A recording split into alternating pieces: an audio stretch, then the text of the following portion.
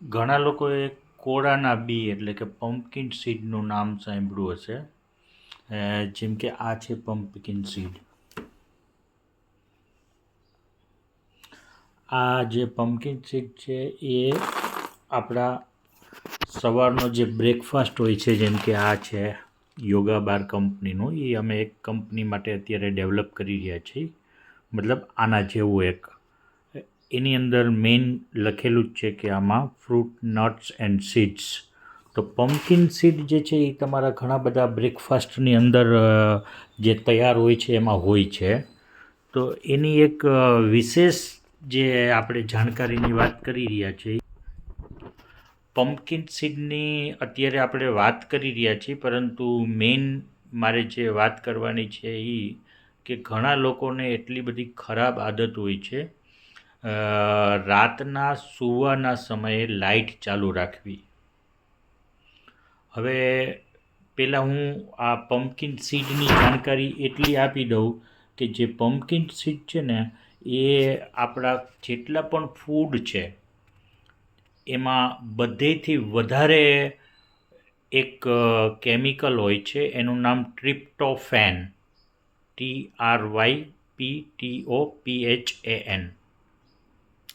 Tryptophan છે ને એ બહુ એક ચમત્કારિક કેમિકલ છે અને એ ચીઝમાં, ઈંડામાં એમાં તો હોય છે, પણ બધાથી વધારે જે આપણા ફૂડમાં હોય છે એ આ પમ્પકિન સીડમાં હોય છે.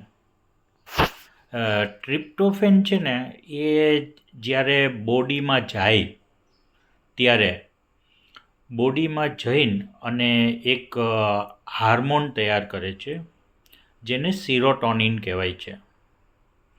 તો ટ્રિપ્ટોફેનથી એ હાર્મોન તૈયાર થયું અને એ હાર્મોન જે છે એ તમારી બહુ સારી નીંદર અને નેક્સ્ટ ડે, બીજા દિવસે બહુ જ સારું ખુશનુમા વાતાવરણ અને મગજ રાખવા માટે, અને તમે માન લો કોઈ બ્રેઇનનું કામ કરો છો, જેમ કે મારો આખો દિવસ એ હોય છે કન્સલ્ટન્સીનો, તો એના માટે બહુ જ એ કામની ચીજ છે કે તમારા બ્લડમાં સફિશિયન્ટ માત્રામાં આ બધા હાર્મોનનું બેલેન્સ રહેવું જોઈએ.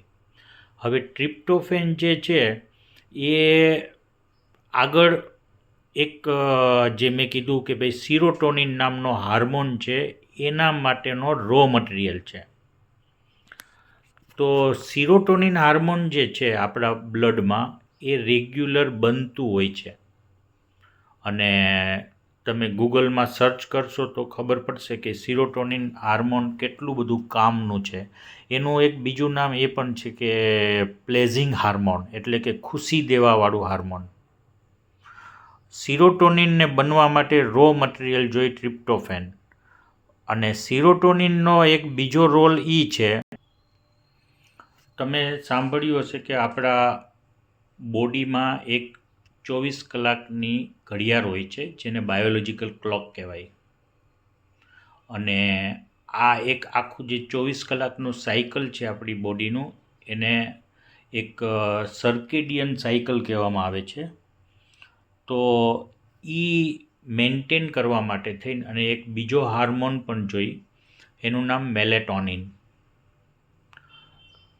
તો કહેવાનો અર્થ કે મેલેટોનિન અને સિરોટોનિન એ બંને આપણા બ્લડમાં સફિશિયન્ટ હોય એટલે આપણા બોડીનું જે બાયોલોજિકલ ક્લોક છે એ એવી રીતના વ્યવસ્થિત કામ કરે છે કે જેના કારણે તમને તમારું વર્કિંગ એફિશિયન્સી આ તે એ બધું સરસ મેન્ટેન થાય છે.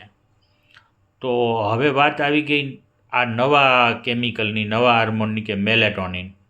મેલેટોનિન જે છે ને એ આપણા બોડીની અંદર જ મેન્યુફેક્ચરિંગ થાય છે અને બોડીમાં આ મેલેટોનિન મેન્યુફેક્ચરિંગ કરવા માટે ફરીથી એક રો મટીરિયલ જોઈએ, એટલે કે કાચો માલ.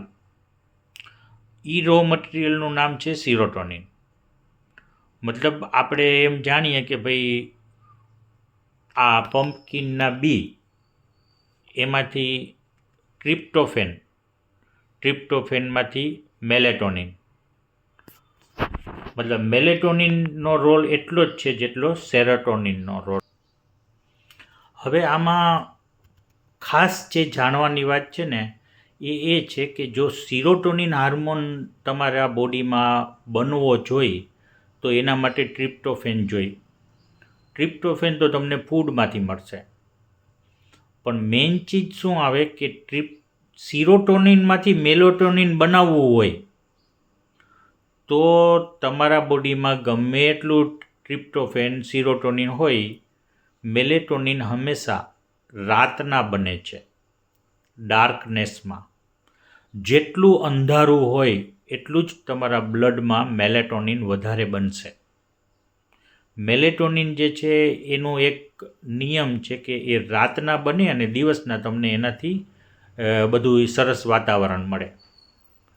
ઘણા લોકોને રાતના ઊંઘ નથી થતી તો મેલેટોનિનનું પ્રોડક્શન ઓછું થાય એટલે આખો દિવસ આળસ આવે. એનું કારણ આ છે કે એની જે સર્કેડિયન રાઇધમ છે એ ડિસ્ટર્બ થઈ ગઈ.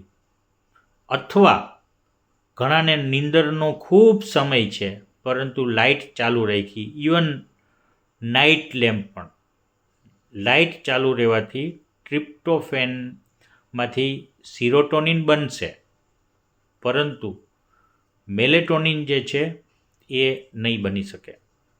સિરોટોનિન બનવા માટે અંધારું જોઈ, પરંતુ એ થોડું ઘણું ચાલી શકશે, પરંતુ મેલેટોનિન બનવા માટે જબરજસ્ત અંધારું હોવું જોઈએ.